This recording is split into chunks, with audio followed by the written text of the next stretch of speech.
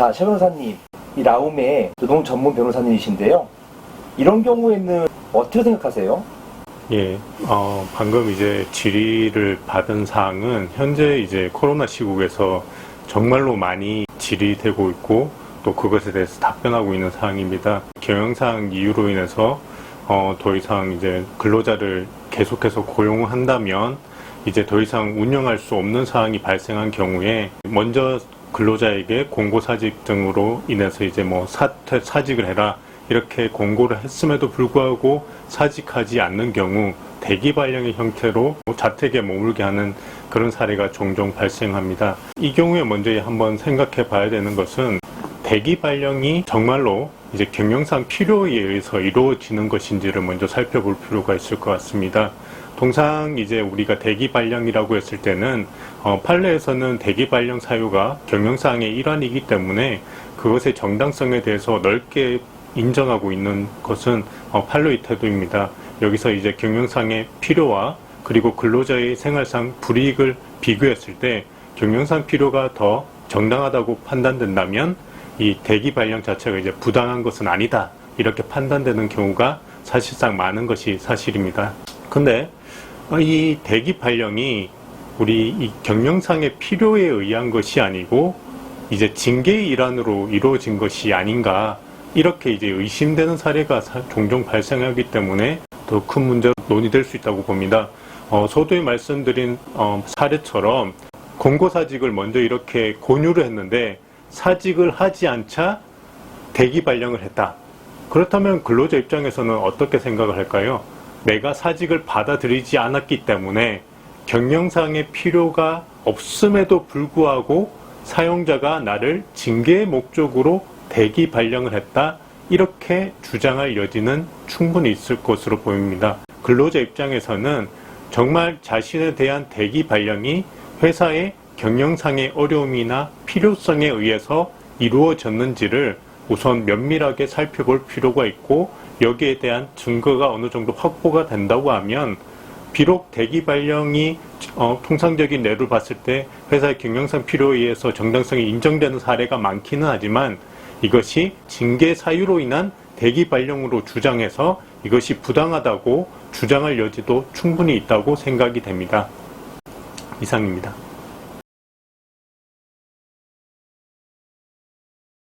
이익이 크다고 하는 경우도 보면 뭐 급여에 뭐 몇십 그치, 퍼센트 많이 쌓여야 쌓이고. 하지 그런 경우가 진짜 없더라고. 하는 거 따지. 봐주면서 그럼 이런 경우에는 다툴 수가 없는 거예요? 이번에 그냥 굳이 논리를 만들자면 어, 순수한 그래. 말은 정말 없잖아요. 없잖아. 대기 발령 전문가. 없잖아. 없으니까 뭐 만들자면은 업무상 필요성 가지고 그냥 물고 늘어져야 되거든. 업무상 필요성.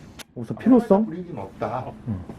그러면 대기 발령 대기 발령 업무상 필요성, 누구 업무상 필요성이면 회사의 업무상 회사가 업무상 필요성이 없음에도 불구하고 대기 발령을 했다.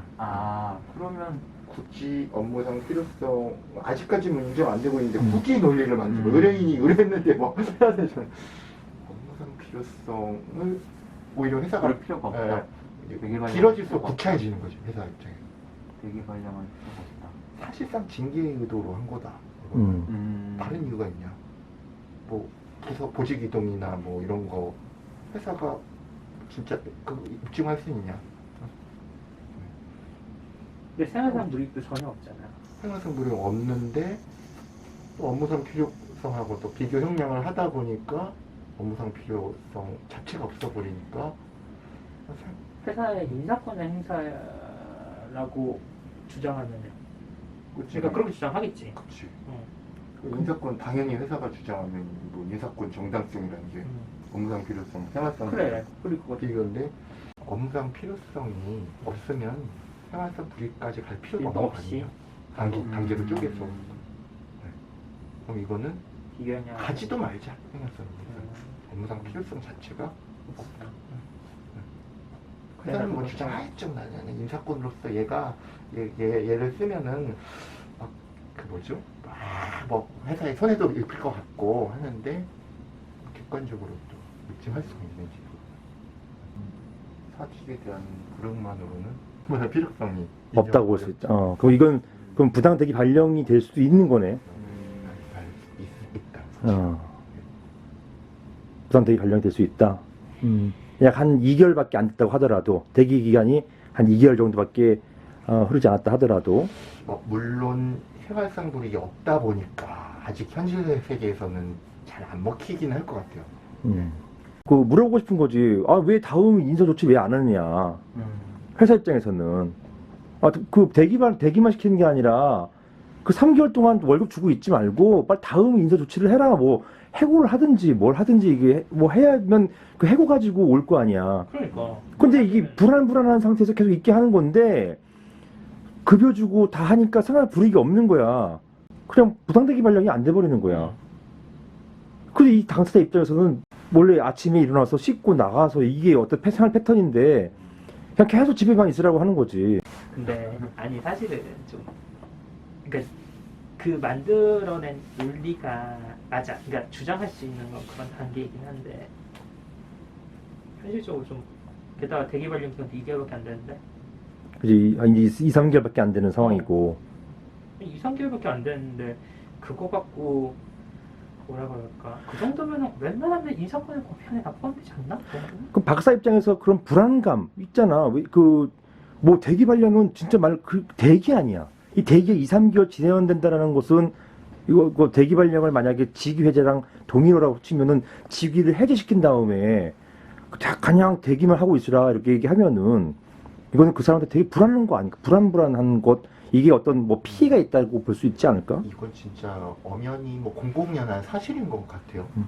야, 너 나가는데 자를 수는 없고 부당해고 되니까 심리적인 데미지 줘가지고 피 말리게 해가지고 왕따 당하고 회사 게시판에 급식 중 진짜 그런 경우들 올라오고 그래가지고 그런데 이게 명확한 그 손해라는 게 불이익이라는 게 발생하지 않다 보니까 그러면 정신적 불이익이 이제 생활상 불이익으로 이게 인정이 사실 안 되고 있다 보니까 고려 요소가 공식적 고려 요소가 좀 안 되고 있는 걸로 좀 봤거든요. 얘기 나왔지만 2, 3개월 그러니까 논리적으로는 맞다고 생각한 업무상 필요성이 없다고 생각을 하는데 현실적으로 지금 법원과 노동위원회에서는 느끼시는 것처럼 요거 가지고는 생활상 불이익이 커가지고 부당대기를 보긴 힘들다 이렇게 판결이 날 것 같아요. 다만 의뢰인 입장에서 또 이렇게 대변을 한다면 업무상 필요성 없다 가지고 계속 물고 늘어져요. 그렇게 해야 된다. 객관적 사유가 뭐냐.